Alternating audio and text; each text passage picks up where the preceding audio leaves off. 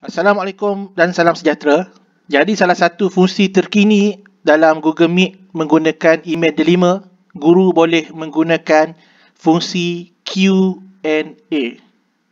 Cikgu boleh tanya, murid boleh tanya. Jadi apa fungsi Q&A ni?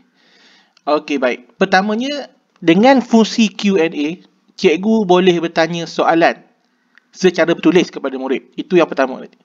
Yang kedua, murid pun boleh bertanya soalan pada cikgu secara bertulis.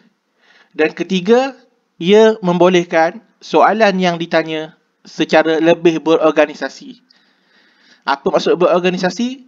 Kita akan lihat dalam penerangan yang lebih lanjut. Pertamanya, untuk kita menggunakan fungsi Q&A, kita pergi ke butang activities dan kita akan lihat banyak breakout room, post dan Q&A. Okey. Untuk itu, cikgu perlu tekan butang turn on Q&A supaya cikgu boleh bertanya soalan dan murid boleh bertanya soalan. Kalau kita perhatikan, apabila kita membenarkan soalan, dia akan keluar pop-up ask a question. Jadi, fungsi pertama, cikgu tanya soalan. Okey, katakanlah cikgu tengah mengajar, sedang mengajar. Cikgu boleh tanya soalan kepada murid. Biasanya cikgu akan tanya secara lisan. Itu yang pertama. Yang kedua, cikgu biasanya akan bertanya menggunakan ruangan komen, ruangan chat untuk bertanya soalan. Tetapi ada satu cara lagi cikgu boleh bertanya secara Q&A, ask a question. Contohlah, untuk kita tanya soalan berkaitan dengan pembelajaran, mungkin cikgu boleh tanya soalan, sila nyatakan perkara yang kamu tidak faham dalam penerangan cikgu tadi. Okey, kemudian cikgu boleh post. Jadi, bila cikgu post ini, murid akan boleh lihat dalam ruangan Q&A. Jadi, murid perlu tekan butang activities dan murid lihat Q&A. Murid akan lihat soalan yang ditanya oleh cikgu, sila nyatakan perkara yang kamu tidak faham. Murid hanya boleh lihat soalan, tapi murid tidak boleh respon di sini. Jadi, untuk murid respon kepada soalan cikgu, ada dua cara.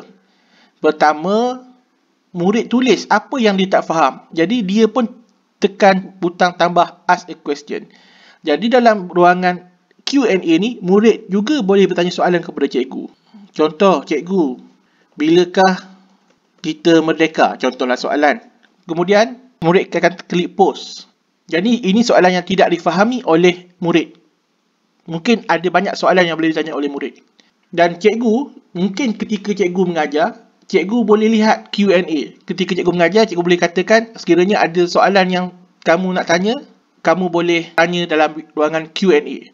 Jadi, apabila kita menggunakan Q&A, kita dapat menjadikan pertanyaan itu lebih berorganisasi. Tidak ada gangguan mic menggunakan audio ketika cikgu sedang memberikan penerangan.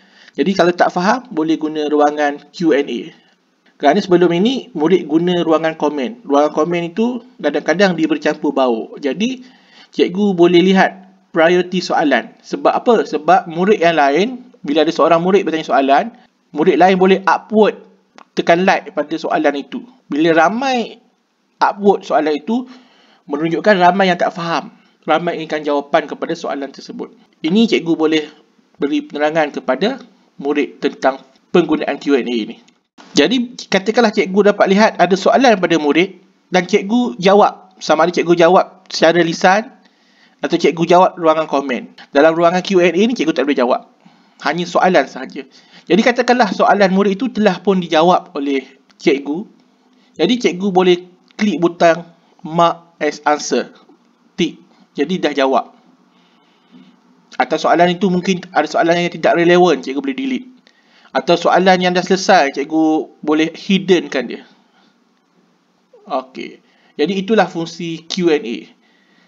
Lebih kepada untuk memastikan murid boleh bertanya soalan dan melihat apakah soalan-soalan penting yang ditanya oleh murid.